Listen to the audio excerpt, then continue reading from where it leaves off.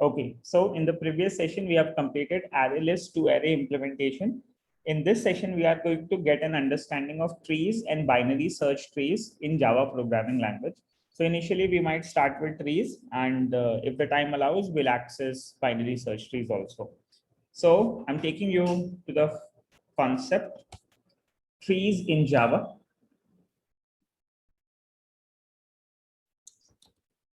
Trees in Java.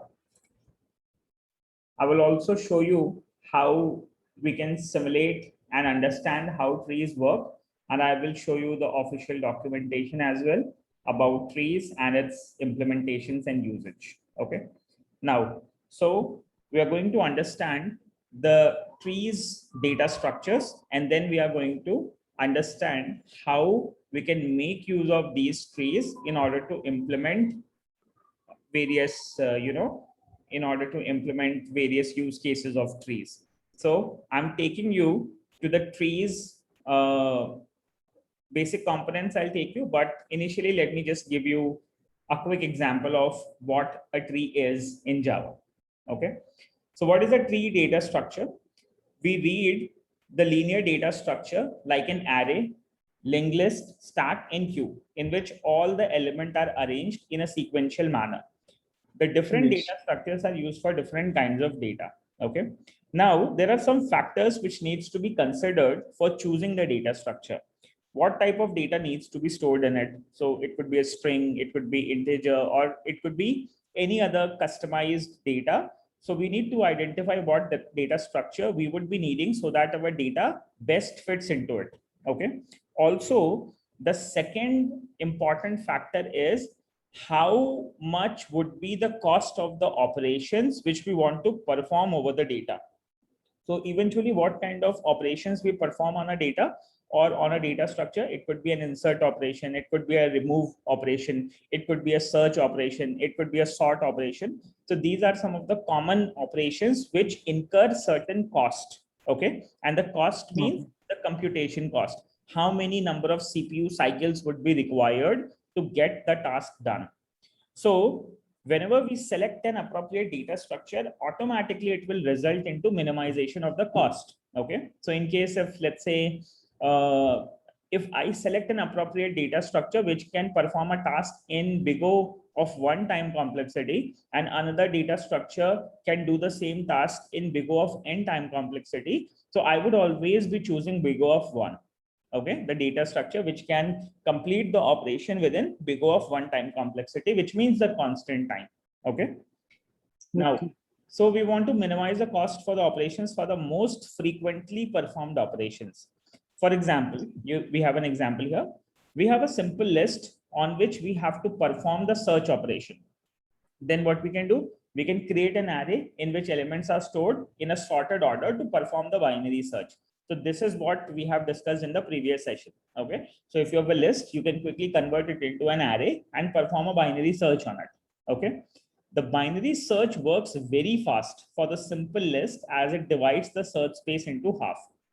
Now, what is the significance of tree?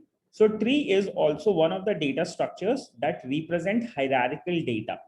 Suppose you want to show the employees and their positions in the hierarchical form, then you can represent it in this format. Okay. Suppose you want to create organizational data structure, organizational structure of the employees in a company. So what you can do is you can quickly define it in this way. Suppose we do have the chairman, then we have two directors, one is director finance, one is director technical.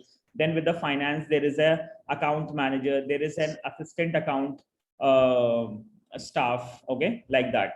In the technical, there is a project manager and there is a technical manager.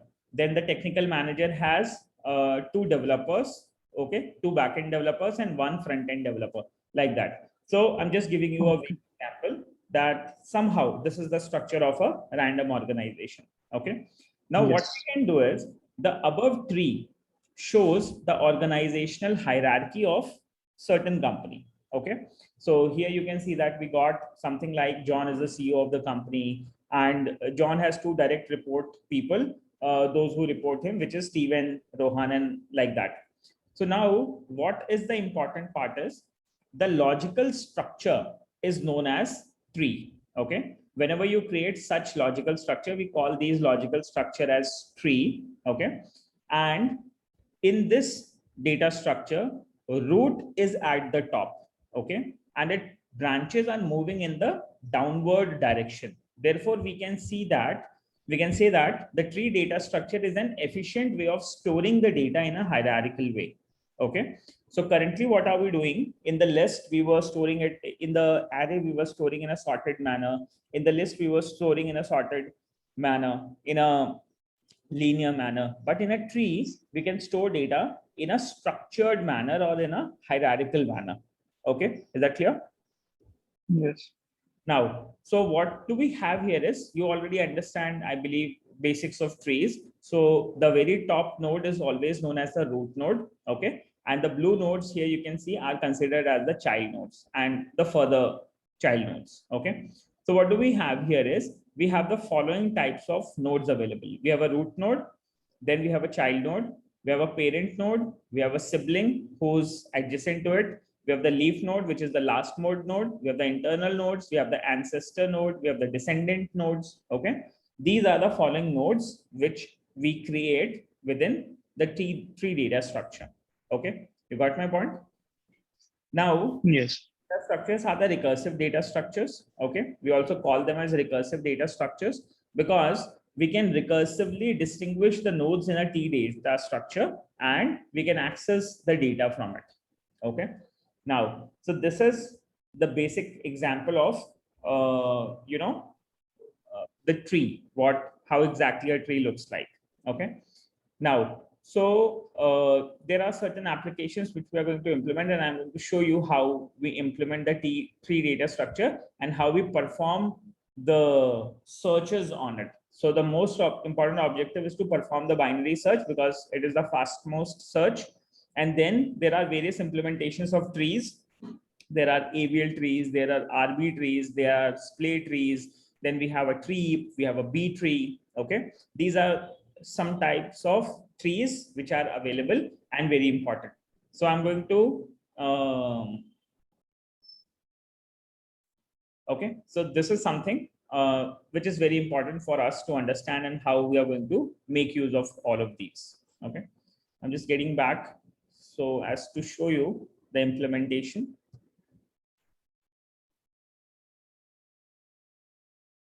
Just allow me a minute.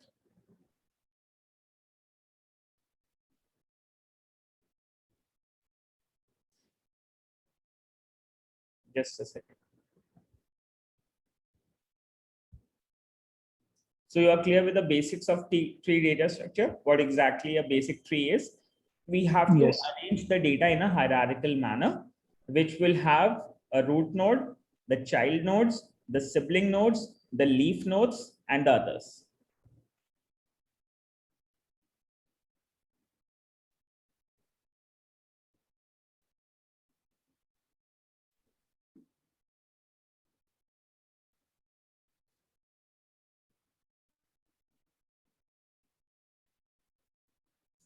Okay, so I've given you the basics of what it was.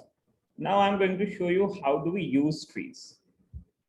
Okay, so how to use the trees, this is what we're going to implement.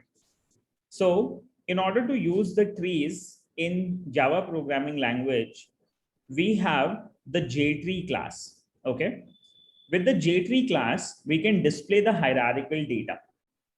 A JTree object does not actually contain your data. It simply provides a view of the data. Like any non-trivial Swing component, the tree gets data by querying the data model. And here is a picture of the tree. So JTree is something which is, a visualizer of the tree data structure programmatically. So because what you are going to do, you are going to create logical structure in programming and a visual structure using the JTree class, okay, which is considered as a Swing class. So we are going to understand how we use it and how we display it. I believe this is clear. so that you can practically draw trees and then perform operations on it. Okay. Okay. So what are we going to do? Now, simply, we are going to perform some basic tree nodes. We are going to create the trees, and then we are going to implement those trees, and we are going to display it accordingly. We can do it using the swings also in order to get the appropriate tree display, just like that here, which you can see in Windows. And one of the finest examples is the Windows directory structure on the left hand side, because you would have seen we get my computer, then within my computer we have got multiple folders, then within folders we have got multiple files, like that. So you can create that tree display using the JTree functionality. Okay, before we get into this, I would also like to show you, before getting into the swing component JTree, I would also like to show you how we do it initially, how we implement it in a way in programming language, and then I will get you to the swing based designer. Okay. Okay. Now, just give me a minute.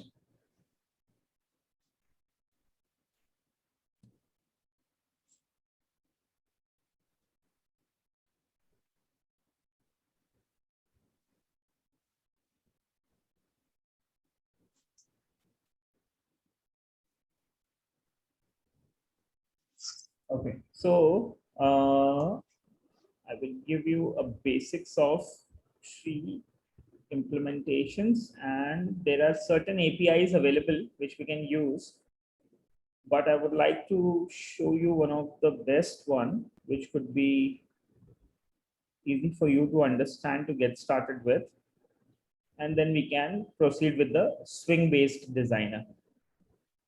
Okay, so what I'll do is I'll use this one. So we can implement a binary tree specifically, or let's say we'll use this one.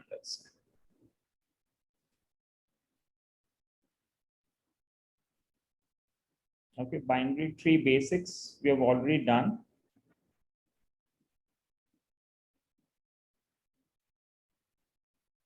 Okay, so here, this is how we're going to get started with the implementation.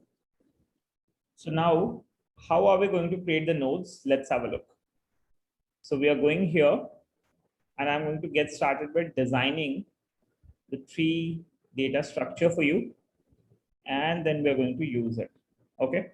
Now, so here, suppose we have got a simple binary tree like this here. Okay, we have got certain integer elements 5482716. So this is what we are going to insert in it. Okay, so what are we going to do? We are going to have, you can see that there are following components in it. Just a second. There are following components in it.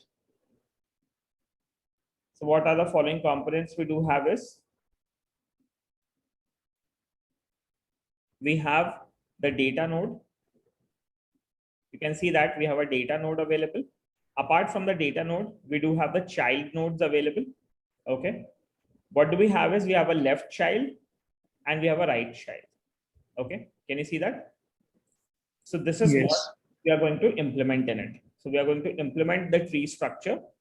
So you have the data, you have a pointer to the left child, and then you have a pointer to the right child. Okay. So let us just go here, and I'm going to create a new Java project, and this is going to be my trees project. Trees in Java. Okay. So within this trees, first of all, we are going to get started with the binary trees. Okay. I'm going to get started with a binary tree. Now, within binary tree, let me just make a quick example of public static void main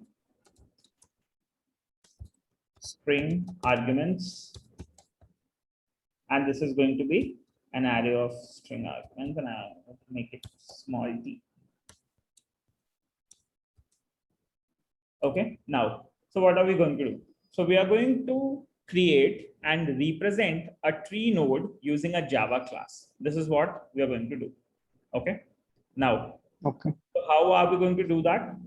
suppose on the left hand side, you can quickly observe, we are going to create a node initially. Okay. So what we can do, I'm going to create a class. Let's say I'm going to create a static class,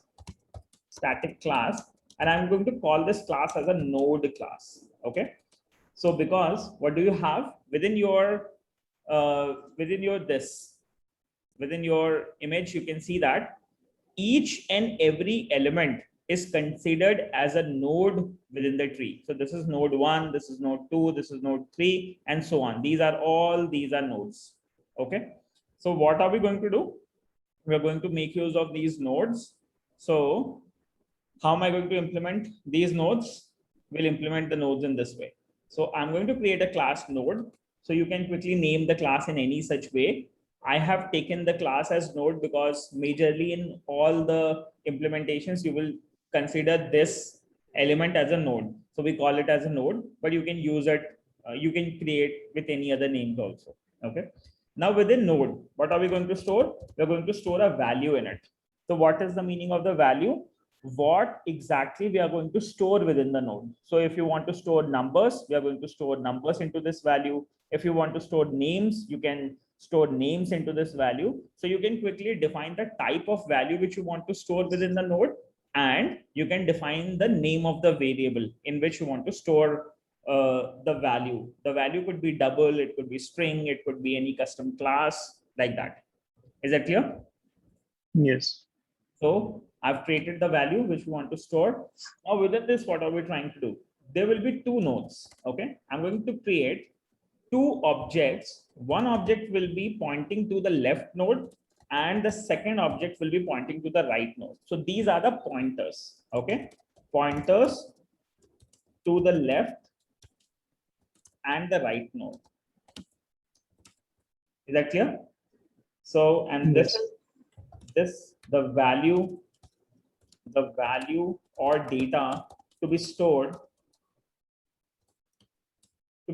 in the node. Okay. So I've created two pointers also. Now apart from the pointer, what am I going to do? I'm going to initialize the node. So I'm going to initialize the node with the integer value, whatever value we want to store within the node. I have created the node. Now the node is going to store the value, whatever value we are going to provide, it is going to store that value in it. And how are we going to define that?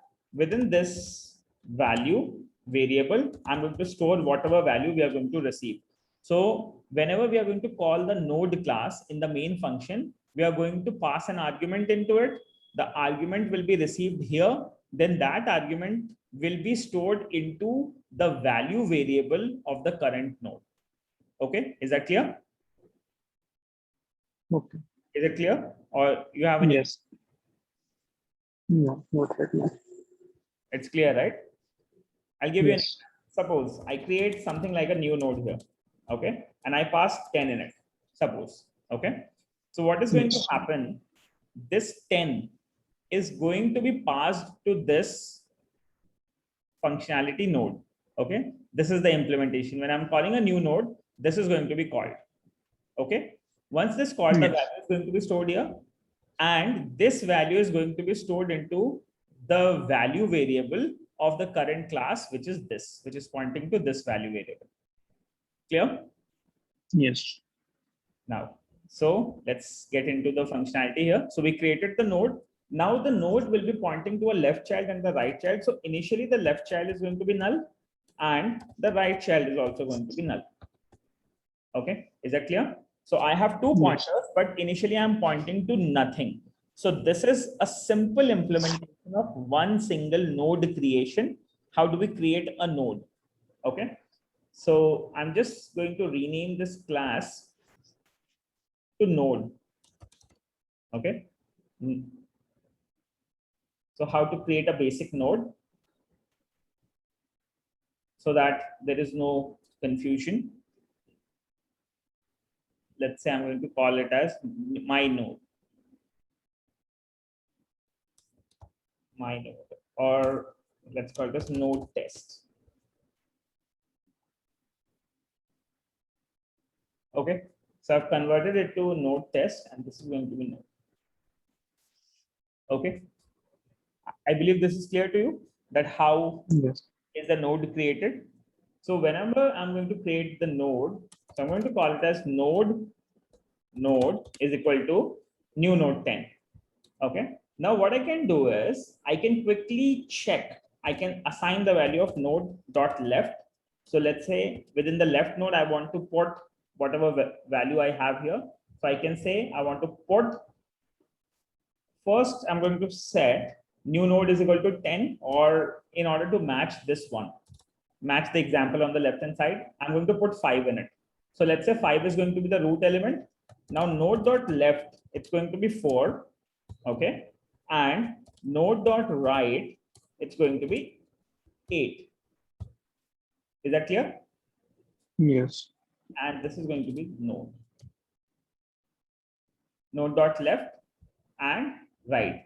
So this is the node type, which is going to have those values in it. Also, I can define this to the integer values. Okay. So currently this 4 and 8, whatever I'm storing, I should create it like this, new node, and I should store 4 because the type of the variable is 4, node. Okay. And I can save it like this. So what I have done, I've created a new node.